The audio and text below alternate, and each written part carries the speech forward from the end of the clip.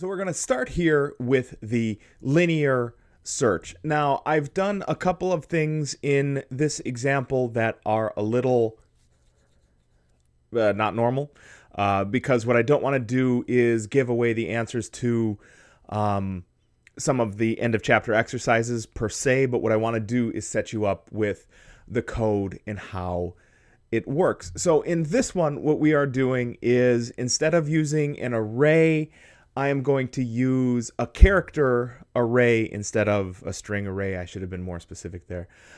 So I'm using a character array instead of a string, just so it's a little bit different. But the rules here work the same way. We still have to pass the size of our array in order for this to work properly. We still have to pass, that's up here on line number 4, by the way.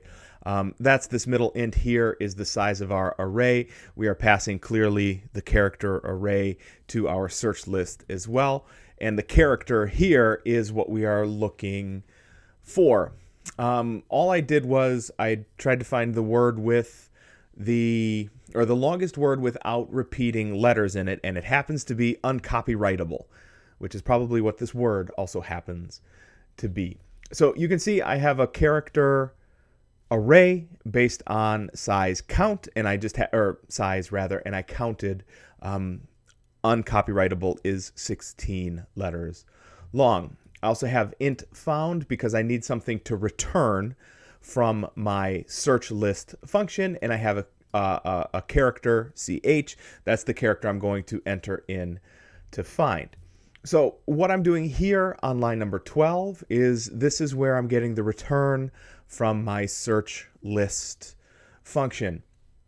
The idea here is to return the index of the array where that character is located, or -1 if that character is not located in the array. And then I have a simple if-else statement here. The if is displaying what element number the character was discovered at. The else is displaying the character was not discovered. So if we look down here at our actual function, this is how a linear search goes.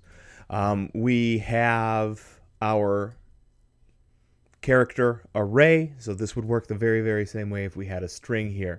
We have the number of elements, that's how many characters in our array, and we have character for value, that's what it is that I am searching against. So here, because the example in the textbook from 464, I believe, otherwise it's an 8.1 in case I am mistaken, uses the while loop.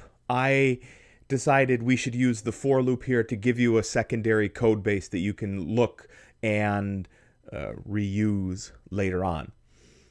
So here we're using the for loop because I know how large my character array is. I can use that as the control for my for loop. So really all I'm saying is start at 0, iterate your way through number of elements, and increment your count when you get through.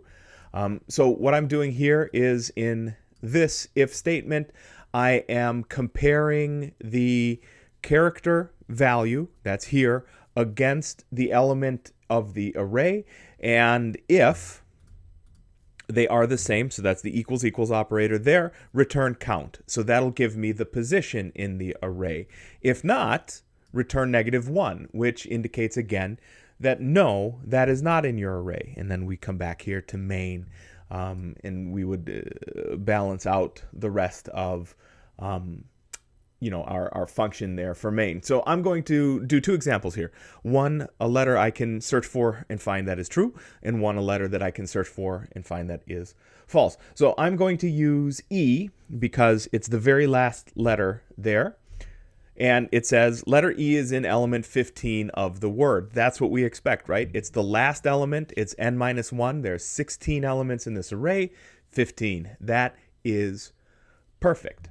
So if I run it again, this time around, I'm going to search for something that is not in my array, which that was not. So let's do every time I look for a letter, there it is. Let's go for a W. that letter was not found in the list because this if statement never was able to evaluate as true because the letter W was not in fact in our string there. So return -1. You could use a very, very similar structure to this if we were looking for an integer value. You can use a very, very similar structure to this if we were looking through an array of strings or a vector. It all works nearly exactly the same way. We have to know a couple of things. Number one, we have to know what we are searching for. So that's pretty, I think, easily coded by this point in your developer's career. So we have to know what it is that we are searching for. We have to be able to determine the size of what it is that we are searching for, or searching against. So here we know that size of our array is 16. But remember, that's something that you can pass pretty easily as well, because every vector knows its size and every array knows its size. So that's something you can assign to a variable and pass to your search function later on. The other thing we need is something to check against. So in this case, we're checking against a character array, but we could have an array of strings, we could have an array of integers or doubles, or we could have a vector of any of those types as well. So this is the linear search. You'll notice it didn't take any time at all, but we are going to push the boundaries of how long some of these linear searches can take in the end of chapter exercises, modified a little bit later on. So you now have two versions of this code. You have the while loop that is built into page 464 or 8.1 in the text, and you have this, which is the for loop.